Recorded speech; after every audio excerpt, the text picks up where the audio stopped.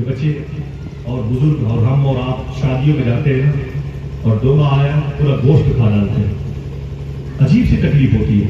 خدا کی قسم اسلامی سسٹم کے خلاف ہے, اسلامی لا کے خلاف ہے, حضور کی روح کو تکلیف پہنچاتی یہ باتیں. معلوم ہے اسلام کیا کہتا ہے؟ اللہ کے نبی کی بیوی امی عائشہ رضی اللہ تعالی عنہا سے پوچھا گیا رمضان شریف کے دنوں میں حضور افطاری کہاں فرماتے تھے. دیکھیں معلوم ہے بہت بڑی بات ہے.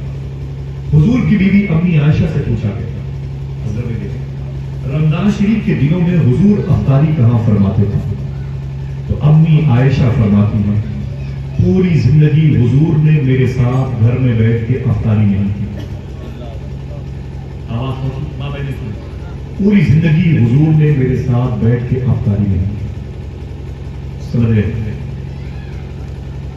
تو کسی نے پوچھا کہ حضور افطاری کہاں فرماتے تھے.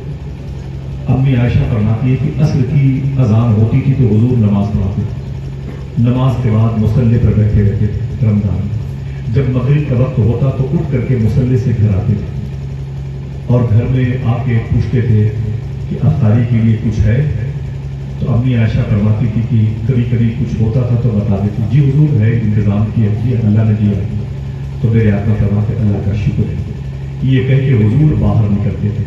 سامنے چبوترا تھا جس پر اصحاب صفہ کے لوگ رہتے تھے. وہ 70 80 90 100 لوگ رہتے تھے جنہوں نے اپنے نبی کا کلمہ پڑھا تو ماں باپ نے گھر سے بھگا دیا.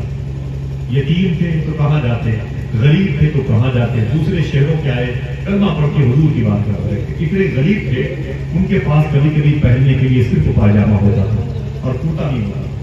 اتنے غریب تھے کہ کبھی کبھی وہ صرف کرتا پہنتے تھے, پاجامہ نہیں ہوتا. اور حضور کی مسجد میں وہ جھک جھک کے چلا کرتے تھے. یہ غریبی ہے. آج پیسے آ گئے تو کیا مطلب ہے؟ نمازیوں کی چپلیں چرا کے پھینک دیں گے, نمازیوں کی لاٹھی پھینک دیں گے, ان کو پتھر ماریں گے. ظالم قوم کی نشانی یہ جلد مرنے والوں کی نشانی ہے. زمین پر جو بوجھ ہے وہ انہیں کہیں گے. ذرا سا پیسہ کیا آ گیا, کوئی ڈگری مل گئی, گاڑیاں کیا آ گئی, تو لوگ تکبر میں غریبوں کو پریشان کرتے ہیں, غریبوں کو پریشان کرتے ہیں. معلوم میرا دوست عبد الحکیم نام ہے ناگور شریف کا, اس نے مجھے دعوت کی. میں گیا تو وہیں پر نابینا حسین نام کا شخص بیٹھا ہوا. 3 سال پہلے کی بات ہے, وقت کی بات ہے, سنے آپ.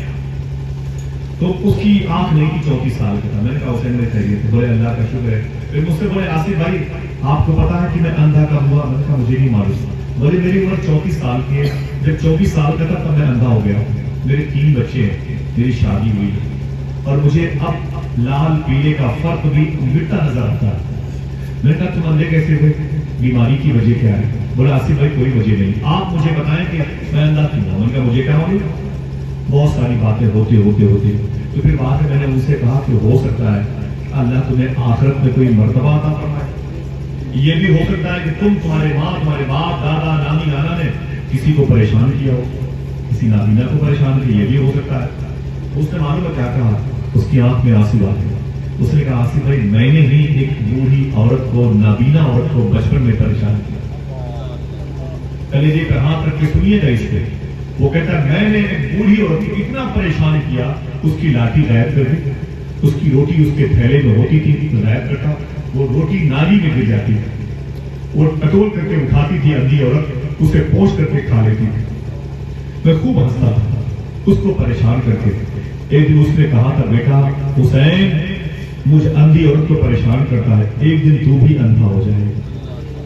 بولے خدا کی قسم آصف بھائی اس کی بات مجھے لگ گئی, اور میں جب 24 سال کا تھا تو اللہ نے مجھے اندھا کر دیا. امریکن ڈاکٹر جے پور میں آتا ہے, میں نے اس کو اپنی آنکھیں دکھائی.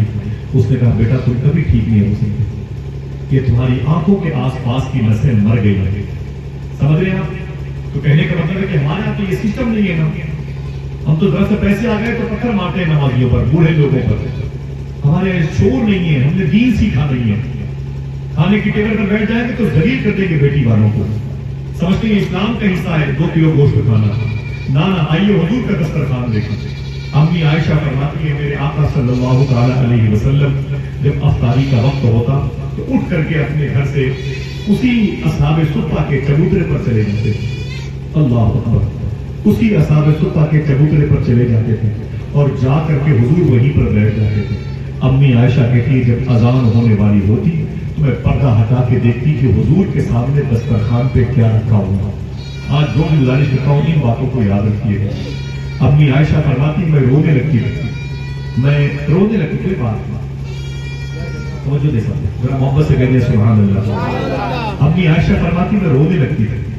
क्या रोती क्यों? कहती हुजूर के दस्तरखान पर कभी कभी एक रोटी का टुकड़ा रखा होता, एक रोटी का टुकड़ा कुछ सादर होता था। जब बिलाल अजान देते अल्लाह अकबर तो हुजूर खाते नहीं थे, सबसे पहले सबको देखते थे सबके मुंह निवालों से चल रहे हैं कि नहीं चल रहे। उसके बाद अल्लाह के नबी सल्लल्लाहु अलैहि वसल्लम उसे खाते थे। अम्मी आयशा फरमाती हैं फिर ऐसे भी दिन आते थे कभी कभी मैं दरवाजे से पर्दा हटा के देखती कि आज हुजूर के दस्तरखान पर क्या